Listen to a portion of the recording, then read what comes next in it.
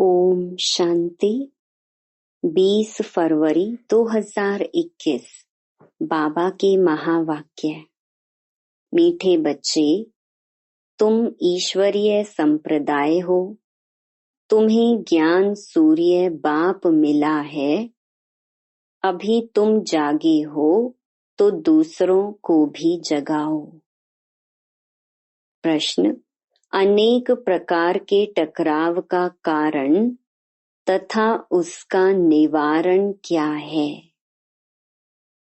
उत्तर: जब देह अभिमान में आते हो तो अनेक प्रकार के टकराव होते हैं।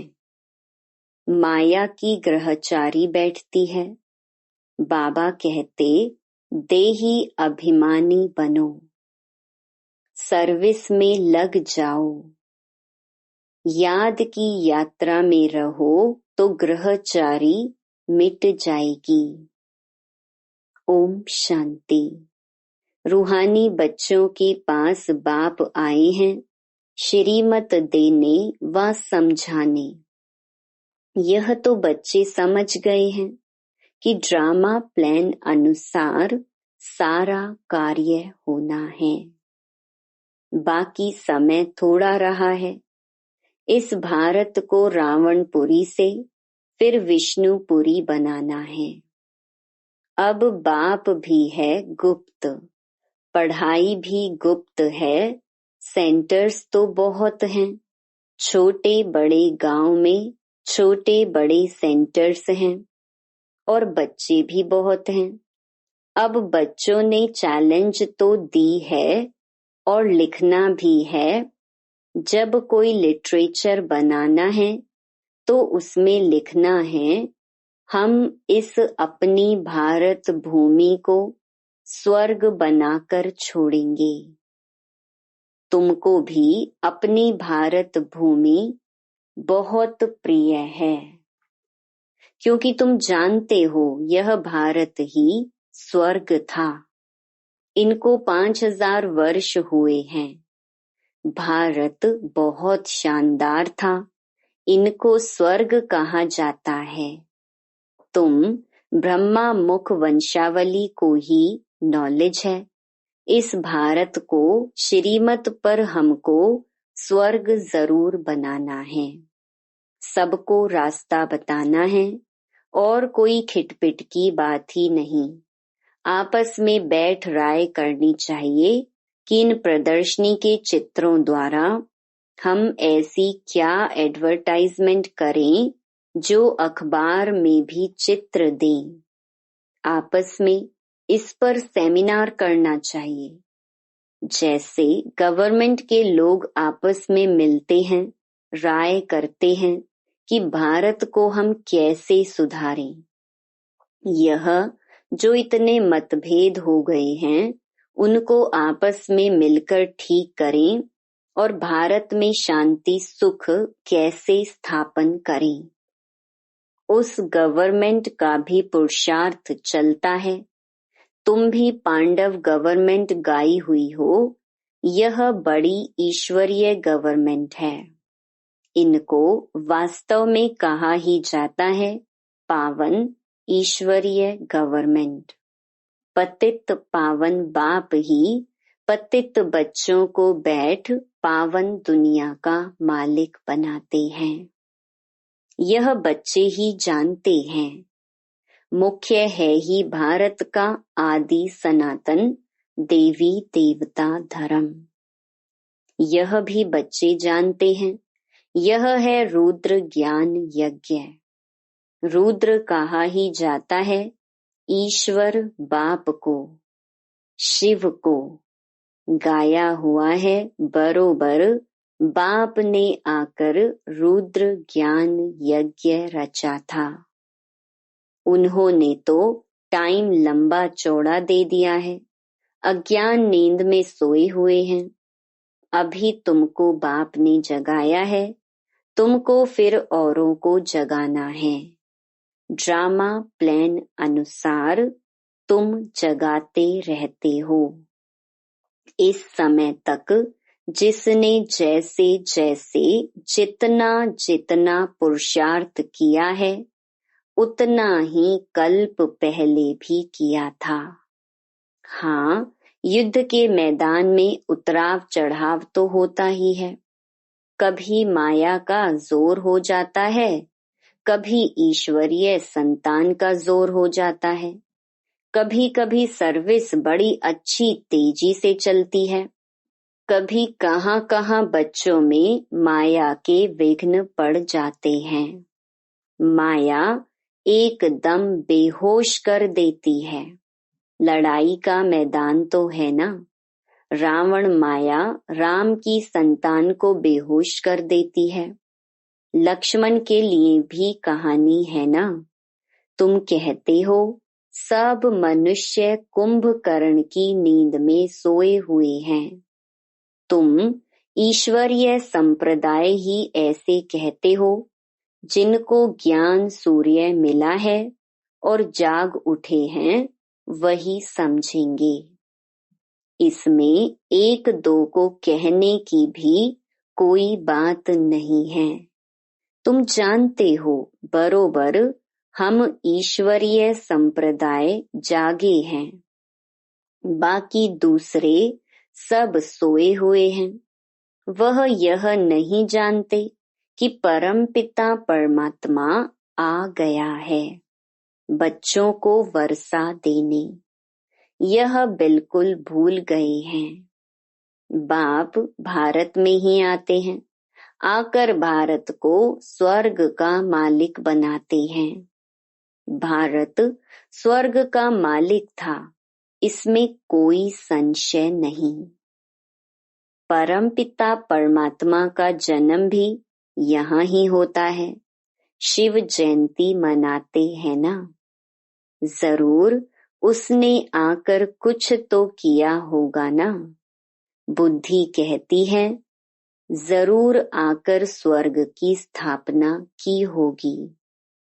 प्रेरणा से थोड़े ही स्थापना होगी। यहाँ तो तुम बच्चों को राजयोग सिखाया जाता है, याद की यात्रा समझाई जाती है। प्रेरणा से कोई आवाज होता ही नहीं। समझते हैं शंकर की भी प्रेरणा होती है, तब वह यादव मूसल आदि बनाते हैं। परंतु इसमें प्रेरणा की तो कोई बात ही नहीं है। तुम समझ गए हो, उन्हों का पार्ट है ड्रामा में यह मूसल आदि बनाने का। प्रेरणा की बात नहीं है।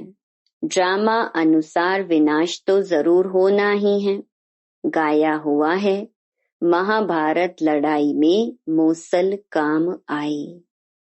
तो जो पास्ट हो गया है वह फिर रिपीट होगा। तुम गारंटी करते हो हम भारत में स्वर्ग स्थापन करेंगे जहाँ एक धर्म होगा। तुम ऐसे नहीं लिखते कि अनेक धर्म विनाश होंगे। वह तो चित्र में लिखा हुआ है। स्वर्ग की स्थापना होती है तो दूसरा कोई धर्म नहीं होता। अभी तुमको समझ में आता है। सबसे बड़ा पार्ट है शिव का, ब्रह्मा का और विष्णु का। ब्रह्मा सो विष्णु, विष्णु सो ब्रह्मा। यह तो बड़ी गुहिया बातें हैं। विष्णु से ब्रह्मा कैसे बनते हैं, ब्रह्मा से फिर विष्णु कैसे बनते हैं, यह सेंसिबल बच्चों की बुद्धि में झट आ जाता है। दैवी संप्रदाय तो बनते ही हैं, एक की बात नहीं है। इन बातों को तुम बच्चे समझते हो, दुनिया में एक भी मनुष्य नहीं समझता। भल लक्ष्मी नारायण व विष्णु की पूजा भी करते हैं, परंतु उनको यह पता नहीं है कि विष्णु के ही दो रूप लक्ष्मी नारायण हैं, जो नई दुनिया में राज्य करते हैं। बाकी चार भुजा वाला कोई मनुष्य नहीं होता। यह सूक्ष्म वतन में एम ऑब्जेक्ट दिखलाते हैं प्रवृत्ति मार्ग का। यह सारे वर्ल्ड की हिस्ट्री ज्योग्राफी कैसे चक्कर लगाती है, यह कोई नहीं जानते। बाप को ही नहीं जानते तो बाप की रचना को कैसे जान सकते। बाप ही रचना के आदि मध्य अंत का नॉलेज बताते हैं।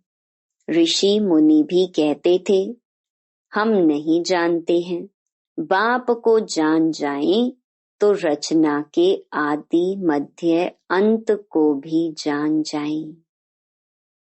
बाप कहते हैं मैं एक ही बार आकर तुम बच्चों को भी सारी नॉलेज समझाता हूँ, फिर आता ही नहीं हूँ। तो रचता और रचना के आदि मध्य अंत को जाने ही कैसे। बाप स्वयं कहते हैं मैं सिवाय संगम युग के कभी आता ही नहीं हूँ। मुझे बुलाते भी संगम पर हैं। पावन सतयुग को कहा जाता है, पतित कलयुग को कहा जाता है, तो जरूर मैं आऊंगा पतित दुनिया के अंत में ना।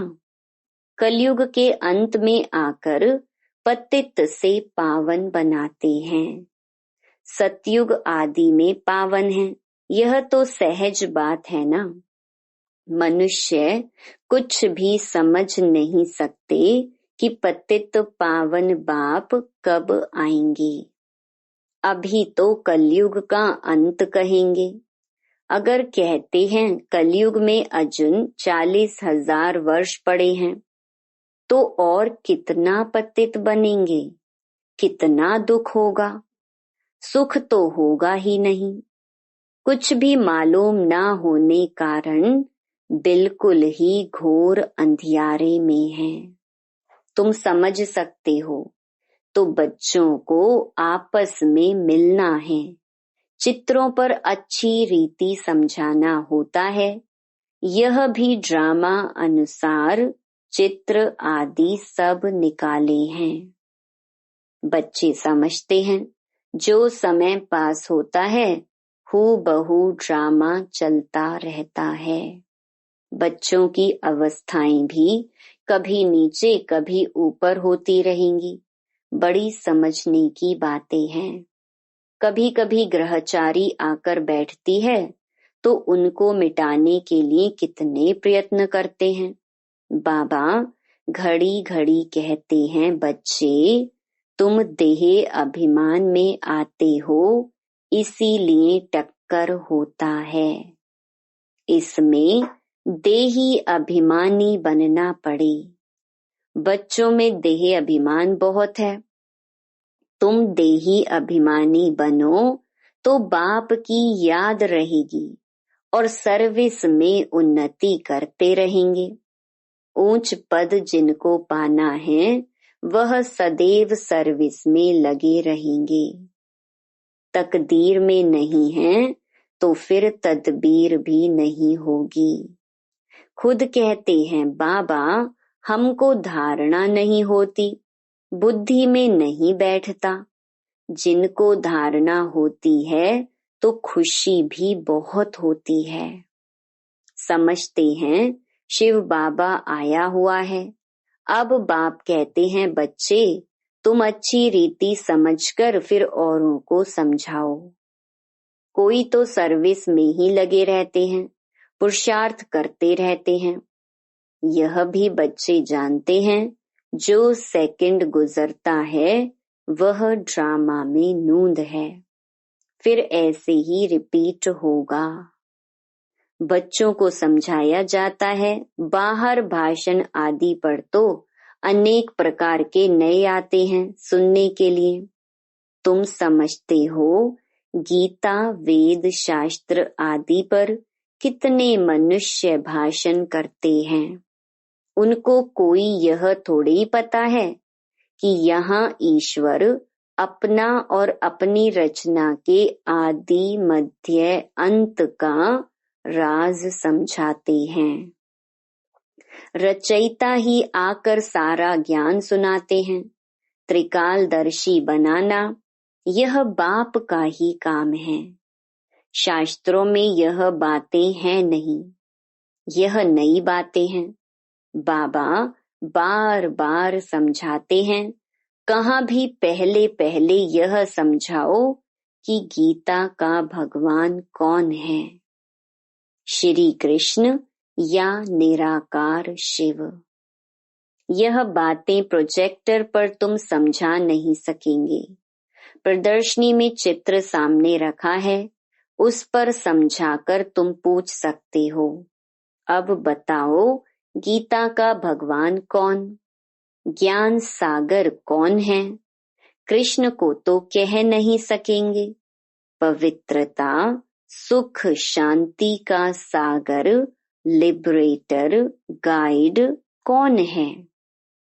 पहले पहले तो लिखना चाहिए, फॉर्म भराना चाहिए, फिर सबसे सही लेनी चाहिए। चिड़ियाओं का आवाज हुआ, देखो कितना झगड़ती हैं। इस समय सारी दुनिया में लड़ाई झगड़ा ही है। मनुष्य भी आपस में लड़ते रहते हैं। मनुष्य में ही समझने की बुद्धि है। 5 विकार भी मनुष्य में गाए जाते हैं, जानवरों की तो बात ही नहीं। यह है विशियस वर्ल्ड। वर्ल्ड मनुष्यों के लिए ही कहा जाता है। कलयुग में है आसुरी संप्रदाय, सतयुग में है दैवी संप्रदाय। अभी तुमको इस सारे कॉन्ट्रास्ट का पता है। तुम सिद्ध कर बता सकते हो। सीढ़ी में भी बड़ा क्लियर दिखाया हुआ है, नीचे है पतित, ऊपर में है पावन। इसमें बड़ा क्लियर है। सीढ़ी ही मुख्य है, उतरती कला और चढ़ती कला। ये सीढ़ी बड़ी अच्छी है। इनमें ऐसा क्या डालें जो मनुष्य बिल्कुल अच्छी रीति समझ जाएं कि बरोबर यह पतित दुनिया है। पावन दुनिया स्वर्ग थी, यहाँ सब पतित हैं, पावन एक भी हो नहीं सकता। रात दिन यह ख्यालात चलना चाहिए। आत्म प्रकाश बच्चा लिखता है, बाबा यह चित्र बनाएं। बाबा कहते हैं, भल विचार सागर मंथन कर कोई भी चित्र बनाओ, परंतु सीढ़ी बड़ी अच्छी बननी चाहिए। इस पर बहुत समझा सकते हैं। 84 जन्म पूरे कर फिर पहला नंबर जन्म लिया है, फिर उतरती कला से चढ़ती कला में जाना पड़े। इसमें हरेक का विचार चलना चाहिए, नहीं तो सर्विस कैसे कर सकेंगे। चित्रों पर समझाना बहुत सहज होता है। सतयुग के बाद सीढ़ी उतरनी होती है, यह भी बच्चे जानते हैं। हम पार्टधारी एक्टर्स हैं। यहाँ से ट्रांसफर हो सीधा सतयुग में नहीं जाते, पहले शांति धाम में जाना है। हाँ, तुम्हारे में भी नंबरवार हैं जो अपने को पार्टधारी समझते हैं। इस ड्रामा में दुनिया में ऐसा कोई कह न सके कि हम पार्टधारी हैं। हम लिखते भी हैं कि पार्टधारी एक्टर्स होते हुए भी ड्रामा के क्रिएटर, डायरेक्टर आदि मध्य अंत को नहीं जान सकते, तो वह फर्स्ट क्लास बेसमझ हैं। यह तो भगवानुवाच है। शिव भगवानुवाच ब्रह्मा तन द्वारा। ज्ञान सागर वह निराकार है, उनको अपना शरीर है नहीं। बड़ी समझने की युक्तियां हैं। तुम बच्चों को बड़ा नशा रहना चाहिए। हम किसकी ग्लानि थोड़े ही करते हैं। यह तो राइट बात है ना। जो भी बड़े बड़े हैं उन सब के चित्र तुम डाल सकते हो, सीढ़ी कोई को भी दिखला सकते हो। अच्छा, मीठे मीठे सिकिलधे बच्चों प्रति मात पिता बाप दादा का याद प्यार और गुड मॉर्निंग। रूहानी बाप की रूहानी बच्चों को नमस्ते। धारणा के लिए मुख्य सार। पहला, भारत में सुख शांति की स्थापना करने व भारत को स्वर्ग बनाने के लिए आपस में सेमिनार करना है। श्रीमत पर भारत की ऐसी सेवा करनी है। दूसरा, सर्विस में उन्नति करने व सर्विस से उच्च पद पाने के लिए देही अभिमानी रहने की मेहनत करनी है। ज्ञान का विचार सागर मंथन करना है।